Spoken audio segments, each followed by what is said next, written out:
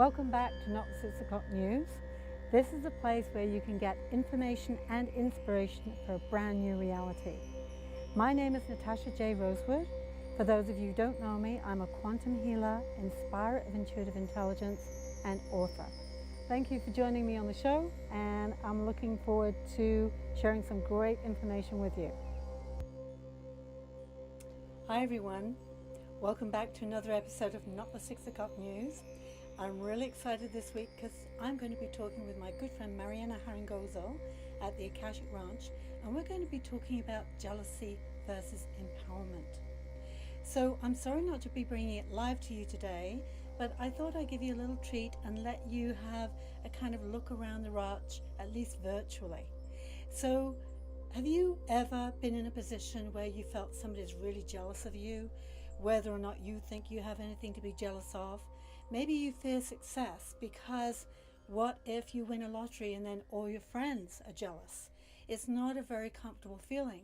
Or perhaps you've had a person who you thought loved you, was your best friend, but they suddenly, out of the blue, verbally, emotionally, or even physically attack you for having what they want. So we're going to be exploring what are the emotions behind jealousy, and instead of putting up with that, maybe we can start to empower people. So here I am, standing in front of the Crystals and Curiosities cabin on the Akashic Ranch. In front of me there are two teepees and a beautiful view, which if the sun wasn't so bright we'd be showing you live. And inside, Marianna is waiting. So although this show isn't live, you can still comment, and I would love to answer your questions or listen to your viewpoints. Maybe you have a different take on this topic. So please fire away and write your little blurbs and or your stories. Thank you for being with us, and I'm just going to go inside now, so come on in.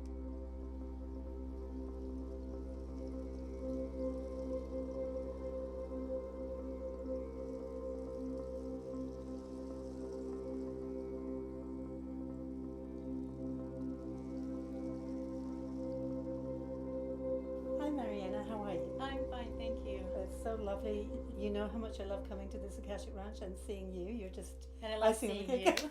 That's a good thing because we like to come here a lot. And so here we are in your beautiful Crystals and Curiosities cabin. And as people can see behind us, you've got all kinds of goodies in here. Do you want to tell people what they can find in the cabin? Well, those of you that have been here know that it's packed with just magical, beautiful crystals and all kinds of healing tools, different books, tarot cards, art of all kinds. So if you haven't seen it and haven't checked it out, please do so. We're only open seasonally from May till October. So toward the end of October will be our last days. So make sure to book an appointment to come visit us. Yeah, I was going to say it's by appointment only right now. Yes, and it's available 7 days a week from 10 till 5 in that time. Lovely. Period. I know when I come in this cabin, I go away a lot poorer. Okay, so today we're going to talk about jealousy versus empowerment. And we have to say that this topic came up because you and I were having a conversation, and we were just saying, isn't it sad that when, we're successful, not everybody is happy for us. And we were sharing stories about when we've been kind of experienced the jealousy and sometimes the verbal attack of another, and quite out of the blue. And for me, it was devastating. Have you had that experience? I have Yeah. over the years, and Yeah. even more recently, for sure. Yeah. So what do you think was going through that person's mind when they were expressing that jealousy? Well, in that particular case, I think it was a lot to do with possibly a lack of something in their life, possibly something they saw that they could, possibly gain from my life, but rather than gain it from my experiences, I think it was sort of twisted into, well, you this and you that. That was a terrible explanation. No, but what you're saying is they're projecting their lack onto you. Yes, right? That's exactly. Yeah, because I think that's what jealousy is. And I know a long time ago, when I was about 19, I was on a bus driving through London, and I saw just in the back of a cab there were 3 flight attendants sitting there in their Navy uniform, their little pillowbox hats on. And I went, oh, I hate you. I want to be a flight attendant, right? And then 3 years later, I became this flight attendant. I got actually pushed into it by a friend because she said, you'd be perfect for that. So looking back on that experience, I go, well, maybe that jealousy was a clue to something that I really, really desired, but did not think was possible for me to have. Mm-hmm. And then when I had it, other people were jealous of me, right? Well, that's the cycle, yeah. Exactly. Mm-hmm. And now I kind of think of jealousy as a lot of people don't know what their direction in life is. You are very well ensconced in yours, right? And I'm sure maybe you have your moments you'd like to sell the ranch and go do something else, would you? Well, I think it's the same for everyone. It doesn't matter how successful you may Exactly. look on the outside. We all have our own struggles, and we all have our own issues, or possibly something's not working for us at that time. So as much as I do look up to other people, I also understand that each and every one of us is going through our own challenges and things like that. And I think that's the thing about jealousy, because I know another story when I was flight attendant, and I went to Libya in 1982 to fly Muslims from Libya, in Tripoli in Libya, to Saudi Arabia. And it was an interesting experience. But when we were there one night, an engineer came over, that we were just a few of us gathered, and he said something that was really painful for me. And he said, oh, it's all right for you. You haven't had anything bad happen to you. But yet poor Chris over there, she's been through a really hard time. And I was saying, actually, because it was that feeling of everybody assumes that everything on the outside I do, try and be positive and happy. But I've definitely had my fair share of dramas, as you know. And it's been painful, and there have been lonely times, and there's been times I haven't had any money in the bank. And, for somebody to assume without knowing me that, oh, it's all okay for you, that was really painful. And I tended to get that quite a lot. Do you get the same thing, that people make assumptions? Definitely the assumptions that's been a pattern in life for sure. And and I guess it just comes with the territory. If you're the type of person who's very goal orientated and you're always looking for the next thing over the horizon. I know I've basically revamped my life and my career several times now.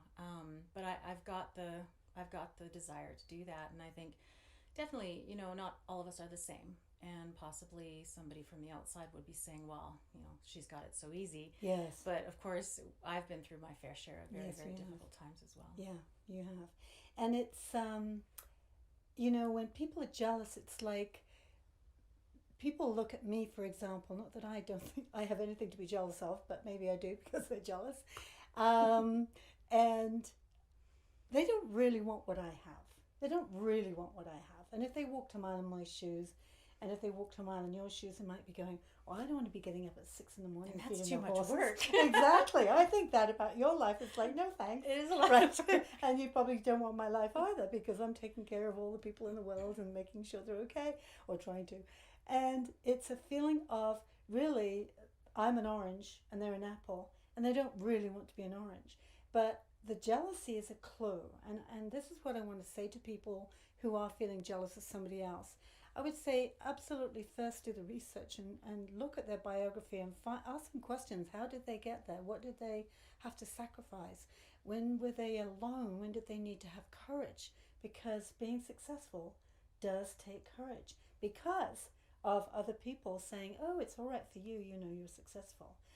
What about poor old little me? Mm-hmm. So I encourage people to really look into the storyline behind the success.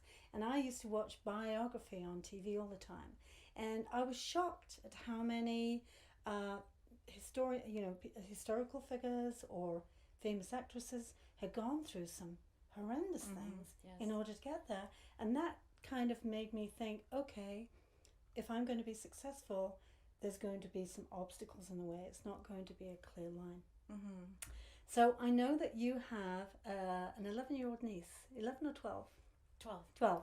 So what would you say to her going forward in life about how to deal with other people who might be jealous of her? Mm-hmm. Well, definitely one thing that happened in my life and for myself, of course, when you're a teenage girl and you're looking at models in magazines or whatnot, or actresses, and you're thinking, oh, it'd be so nice. And one of the things that my mother came to me with is she said, if you see the beauty and you want to be the beauty, then you have to love the beauty. I love that. And what that meant to me was the more you love something that you don't have, the more possibility that the universe will bring it into your own life. Exactly. Because when we create resistance, if we see something and say, oh, I really want that, but oh, I'm not good enough, or I can't have it, it stays on the outside. Right? And that's really what it's about. We label it jealousy, but really it's something that is going on within the person that's seeing. Yes. That's feeling the jealousy, something that they're struggling with, something that's not going well for them, or possibly just, inner emotional issues that they're coping with or trying to get over. So really it's a much more deep-seated than just, I'm jealous of you because you have. Yeah. Well, a lot of my clients know that, my short story about becoming psychic, I always say if my mother hadn't been psycho, I wouldn't be psychic. And it was sad but true. And for years I thought she just absolutely hated me. But then I realized afterwards that there was jealousy there, because she had grown up during the Second World War. She didn't have a happy family life. She had no education, post-secondary education. Mm-hmm. She was highly intelligent. She was very beautiful. And I would try and empower her. And I'd say, listen, after my parents got divorced and she was really, really lost. And I felt really badly for her. And I said, you can do anything you put your mind to. She said, oh, I can't do that. I can't do that. Mm-hmm. And then she'd hate me for me being a flight attendant, have my own house and doing my life. It was a different era. And I knew that her conditioning was very different. And actually it was her conditioning and her behavior that motivated me to do what I'm doing now. So in a reverse kind of way, her disempowerment has motivated me to empower. Because when I see people that are jealous and that say things to me, I say, well, you can have, what is it you think that you want that I have? Mm-hmm. And what is it that you think that you can't have that I have, or you think I have? Mm-hmm. I know that's complicated. Well, the whole thing is very complicated. Yeah. I think about, for myself, for example, I've worked very hard and for what I do and what I have and how I keep everything. And I do like to share. I do feel generous, with my friends and family and my colleagues and coworkers, that almost to a fault, where I'm always giving. And sometimes it's just expected, know, and there are times where I'm like, wait a minute, I am giving a lot. And that's where the jealousy comes in. It's like, oh, well, because you have everything, you should give me everything. Right. And so, as much as the jealousy comes or stems from the other person, it's also our responsibility to know how to either diffuse it or just maybe it's not meant to be in your life. Yeah. Well, that's going to be one of my 10 tips that I'm going to give at the end of this hour, because I think if you can't change anybody else. No. And you can offer them empowerment, you can be generous with them, but they're not your responsibility. They are their responsibility. That's right. And, if it comes down to it, I'll often say, leave town, or get them to leave town. You can move here. Actually, I left the country. I left England. I came to Canada to get away from my mother, because she was psychic, she was psycho, she was an alcoholic, and she was often possessed, so she was a real bundle of laughs. Oh, gosh. And I felt like the only way I could actually get her out of my life was to go halfway across the world. Mm-hmm. So thank you, Canada, for having me. Give me a new life. We love you. Thank you. So, there are some people that you can't change, but if there's an opportunity, I will at least try that and say, okay, challenge the person on the jealousy, and what do you think that's going on with me? Do you think it just all landed in my lap? There was one time when I was first in Vancouver, and I'd sold my house in the UK, and I treated myself to a sports car. And one guy called me, oh, here comes the princess. And I said, what do you mean by that? And he said, oh, your probably dad is rich and gave you everything. I said, I never got a bean from my father. I've worked for every single little thing, since I was 10, by the way. So he went, oh. I said, see? So, we can't assume. We can't assume. Assumption is definitely the killer of possibilities. Yes. When you assume that somebody else, let's say you have a distaste for them because they have something you have, or because they're doing something you would like to do, but you're really killing that possibility of maybe having that person guide you or give you opportunities themselves to Yeah. get to you. So assumption to me is a very, very limiting Yeah, emotion. and you're really damaging yourself Mm-hmm. by taking on the assumption, because most people who are successful have gone through a lot of work. If it was that easy, we'd all be successful, Mm-hmm. right? So, and I love Confucius saying, he said, man always have 87 problem, he get rid of 7, he gets 7 more, right? That's very true. So we've all always got things, challenges to deal with. Mm-hmm. And I think it's a question of which battles do you want, which battles do you choose, which challenges do you choose. Mm-hmm. And as you know, I also believe that before we came here into this life, we kind of wrote our movie script. Yes. So it's Mm-hmm. our journey, and our journey is unique.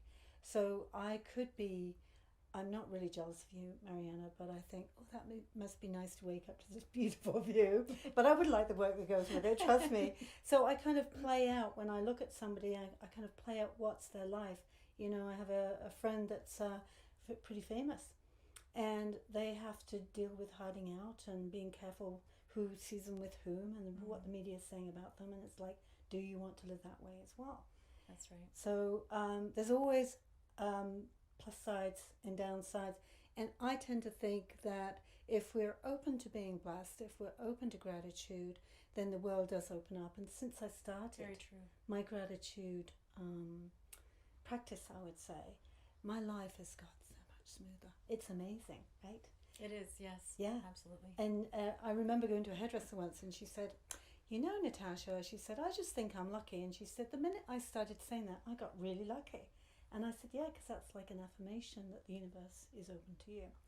So how can we empower women to not be jealous? How can we support women, or anybody, but especially women, in being each other's best friend and being powerful in their own right?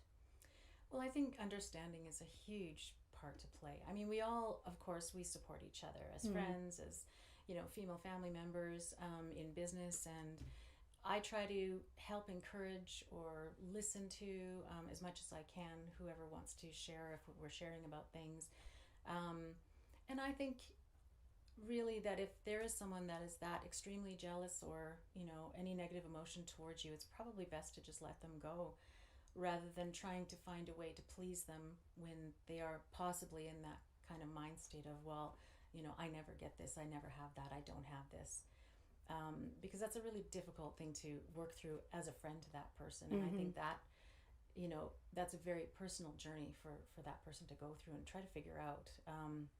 I know with what we do here, and we have many events and workshops all to do with, you know, encouragement, and so we provide that kind of information all the time, but sometimes it even comes from your own peers. And at that point, I know in my life in previous times, there just comes a point where you may have grown vibrationally apart from someone else, and that's something that needs to be accepted if that's the case, and you know, let it go with love and move on. Yeah, because I've also had that in a relationship prior to my husband, I hasten to add. And I felt like I was starting to excel, and this person just was very unhappy about that. And I know that he cared for me, but he kind of squashed my excitement and my joy. And I wouldn't say sabotaged it, but it wasn't, I didn't feel like rushing home and going, guess what, this happened. Have you ever had that happen in a relationship? Absolutely. Yeah. Yeah, it did. Yeah. Yes. And it's, at the time, you kind of want to make them happy, and you go, oh, I better not shine my light too bright, otherwise I'm going to encourage the wrath of, you know, whoever. And so it's sad, because I do see a lot of women hiding their light, whether it's their husband or their best friend or their children sometimes, you know. And I'm all about, especially being the daughter of my mother, saying, no, shine your light, please shine your light. The world needs your light, and we need you to be happy. So what I've noticed recently, and I don't know, do you get anybody saying to you, Marianna, you're such an inspiration to me?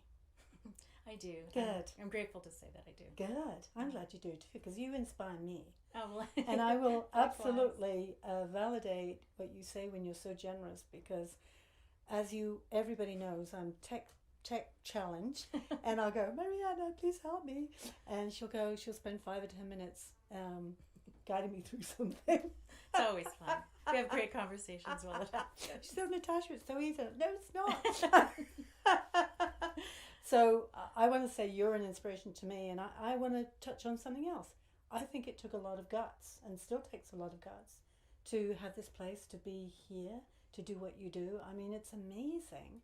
Thank you. You're the magic that you know, the land is magic for sure, and everybody that comes here feels healed, but I think you're the steward healer, if you like, and it comes through you, so it's very beautiful. Oh, thank you. So the inspiration is you know, when people say, oh, you inspire me, Natasha, I go, oh, thank heavens, because to me inspiration is the opposite of jealousy. Yes. And what they're saying is, well, if you can do it, I can do it too, instead of, well, you've got this and I can't have that, and so I'm going to hate you. So inspiration. So I say to everybody, allow yourself to be inspired by the person that you might be tempted to be jealous of, because inspired means breathing life into, taking breath in, bringing something alive. So if you have a desire or an idea or something that you really, really want to be and do, just look at somebody like Marianna or somebody like Natasha. whoever speaks to you, dead or alive, and know that within you, you also possess those qualities and those abilities. Somebody said to me once, you have everything you need inside you to become who you want to be. And I think that's true of everybody, because I don't think we get a desire from the universe without being given the abilities and the opportunities to do it. But we do need courage. Mm-hmm. And I've chickened out a few times of a few things, but now, even in my stage of life, very exciting things are happening. So I'm just going, okay, I'm going to let it come to me and see where it leads, right? Definitely. And even at those points in life, like I know when I first began the ranch and the idea for the cabin, you know, as in any dream, right. It comes to you in different ways. For me, it was prophetic dreams that were coming in, and of course a desire to do something meaningful and something that I would love to do. But even still, in the months prior to opening the store, I struggled so much with, can I do this? Am I crazy? Am I nuts? My brother said, no one's going to drive way up there. I know. You know, and it really was a lot of positive self-talking yes. too. And I think the thing that got me through it, because, I mean, we're not all born with the most greatest courage. You know, I've been through periods of life where I didn't have a lot of courage. And but what I found really helpful is I always gave myself an out. So, for instance, I was going to open the cabin and I was stocking with things, and I thought, oh my God, what if it doesn't work and nobody comes up here? And but then I said to myself, nope, stop that talk. If it doesn't work, you're going to sell everything at the next flea market or the next whatever and move on to the next thing. Because I'm definitely a huge believer in, if something's meant to be for you, or something is meant to be on your path, a purpose of yours, it should be coming quite easily. Like once you have to get the momentum in there. Yes. But then it starts to come very easily and just roll in, which is exactly what happened here. So I was very thankful. But definitely in those first few months, there was a lot of like, what am I doing? I was very new to Kamloops, so it was definitely a double whammy with everything. But I'm glad I did it. Well, I hate to admit this, Marianna, but when I came up here to do a psychic fair in the massive horse arena, and I thought, oh, who's going to come up here for a psychic reading? Plus, there were 20 other psychics. Well, that was one of the best weekends I ever had. And I go, people were flocking in here. It's like, where did they all come from? It's like a huge magnet for people who just want to explore something magical that's not ordinary. Mm-hmm. So if you like the extraordinary, you come here and find out, and just sit and just breathe in the air. There's something very, very healing about it. So, no doubt you've got courage. And one of my tips is going to be, God give me guts. And sometimes I've said that. I still say that. Oh, I do frequently.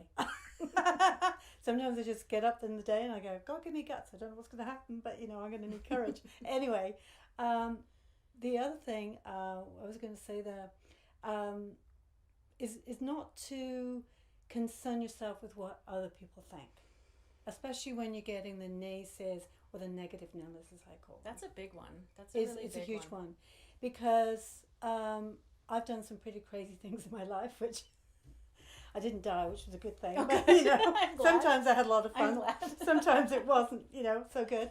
But, you know, people, I was going off to Libya, for example, and actually my aunt probably was more sane than I was at the time, but there was a recession going on in the UK. I was a flight attendant. There was out of work crews everywhere, and didn't have much choice because I had a mortgage.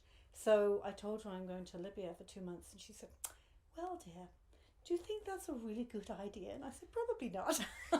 She said, "Wouldn't you like a nice 9 to 5 office job?" No, been there, done that, no thanks. Mm-hmm. And you know, it was an adventure for sure. It was probably one of the best experiences I've ever had in terms of waking up spiritually, funnily enough. But you know, you will get people who will say, "Well, you can't do that," or who do you think you are?"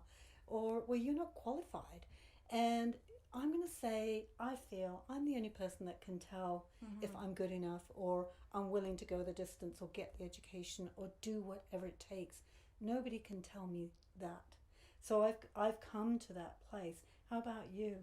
Absolutely. Like, I know I've been influenced a few times by, you know, I guess backlash or something where I start to question my own self. Well, I don't want to do this anymore. If nobody appreciates it, I'm not doing it anymore, you know, different things like that. And it's really hard to be in that position, you know, because of someone else's negative energy, Right. just call it that, you begin to question your own Yes. purpose. Yes. Oh, maybe I shouldn't be doing this then. Okay, maybe I'm not good enough. Maybe Right. you know, I mean, we all go through that. I don't care who you are. I don't care, Exactly. you know, if you're the biggest actress or the biggest lawyer or whatever. We all go through this, and I think that's a really, really damaging thing, because we're talking about empowerment, and it goes both ways. Yes. Someone with negative energy towards you can disempower you, because then you start to think, okay, well, maybe I shouldn't be. Maybe I can't.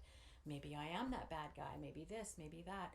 And you start to question yourself. You know, I have a very minor example, but last year we were having events nonstop, and it got to the point where I love dogs. I have a dog. Everyone knows Gypsy. She's amazing. But so many people were bringing their dogs, and it was getting to the point where it was actually hindering some of the meditations and the group, Okay. you know, the group events.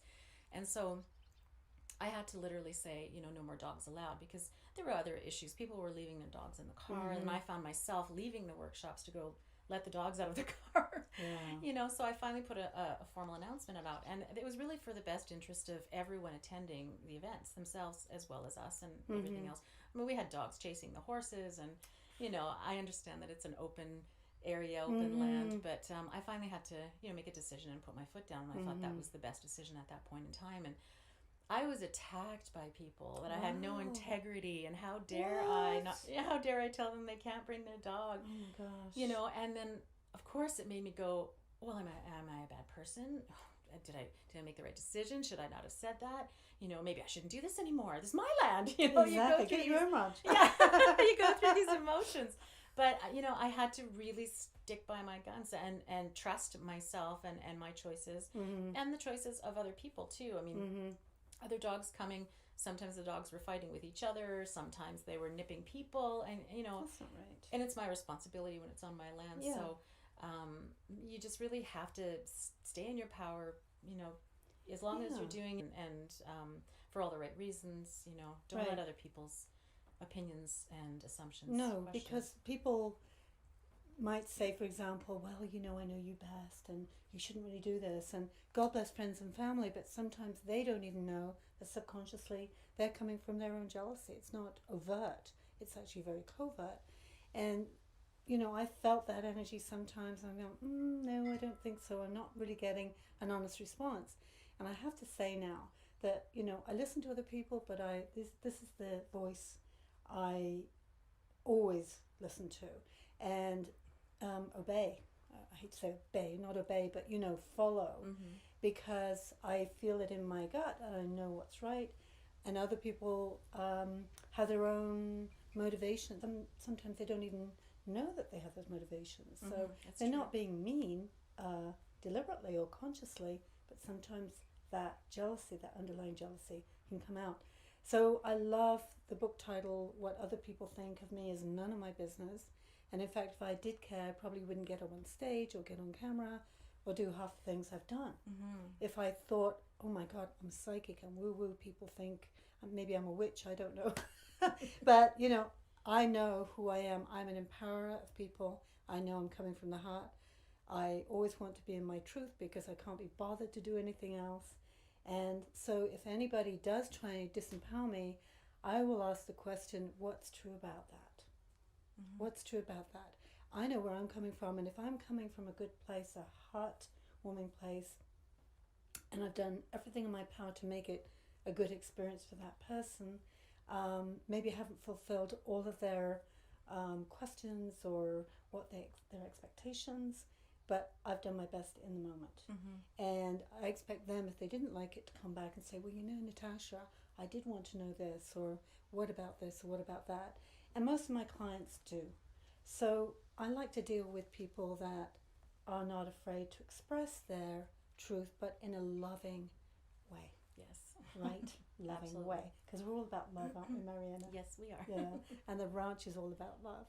So I want to thank you so much for being here with me. So I'd like you to stay put while I just do my 10 tips, if that's okay. We've kind of given you hints throughout what the 10 tips are, but we'll let you have those right now. Hi. So the 10 tips for dealing with people who are jealous, or whether you're jealous yourself, are: number 1, remind yourself or the other person of the talents that you have. Like I said, we've all got everything we need inside us in order to be able to fulfill our desires. And jealousy is just another way of signaling to you what are your deepest and true desires. Number 2, sometimes jealousy can act as motivation. And then once you know what you want to become, because that person has it and you want that, then you can use that as getting the courage together to motivate you to build the momentum. As Marianna was saying, sometimes you've got to really create a momentum to get this idea and intention going so that the universe knows you're serious about wanting to have it, and then you can make it so. Number 3, your journey is unique to you. Before you came here, you wrote a script for yourself. It's your storyline. You're the apple. That other person you might be jealous of is the orange. And if you were to have what they want, what they have, maybe you don't want it. So just go after your own journey and use your talents and have what you really want for you. Number 4, the old song, take your passion and make it happen. It's that simple. So what are you passionate about? What are your values? What are you wanting to leave in this world after you've gone? What do you want your legacy to be? The one thing. And it might be helping others, or writing a book, or having a ranch, or becoming a psychic, or becoming a famous pop star. But just whatever it is, go as far as you can with it and keep on going and don't give up. My favorite one is to ask for courage. So I ask God to give me guts. And sometimes when I'm afraid, I do ask the question, is this my intuition speaking, or is my fear a warning that it's not the right path, not the right person, not the right time? So really check in with your intuition, and in the meantime, keep praying for the courage that you need in order to get the job done. Number 6, jealousy actually is an illusion of powerlessness. So none of us are powerless. We all came in with gifts and challenges. We've all got our bad days, our good days, like Marianna was saying. There will be easier days, there will be more challenging days and more problems. We're always going to have obstacles to overcome because that's the nature of being here on the planet. So the illusion is that you're not good enough, you don't have what it takes, you don't have the education, too tall, too small, too pink, too white, whatever it is. That's an illusion, because again, you've got what it takes and you can get there if you choose to think of yourself as blessed and grateful for the talents that you do have. Expand on those. Number 7, like we were saying, don't worry about what other people think of you. just get your blinkers on and keep going down that path and work on being an inspiration to others. Letting people see you as you overcome those challenges and keep going no matter what it takes, because you're going to empower them to go after their dream, and then they won't be jealous of you. Number 8, you can always avoid. Leave the country like I did, or leave the person, cut them out. This can be difficult sometimes when you are in a close relationship with somebody. Sometimes it takes a little while just to say, I don't really want to cut them loose, but you will get to a point where it's not healthy for you to be in a relationship with somebody who is really jealous of you and is negative and are not willing to open up to their own empowerment. So you want to cut the cord. Number 9, you need to say to yourself when you see somebody that you are jealous of, I can have that too. All I've got to do is do what it takes, which again could require courage, education, something. So you can do this too, and you can have it too. And lastly, last but not least, live your best life. You may not actually get your dream for some reason, but in the process, you might discover something else. This is actually what happened to me. So if you always live the best way you can with integrity, with heart, with compassion for others, intending to be an inspiration to others, then you've done all that you can that's within your power. And see what shows up then, because you never know, you might even get something that's better than you expected. Amen to that. So those are the 10 tips. We wish you many blessings with those.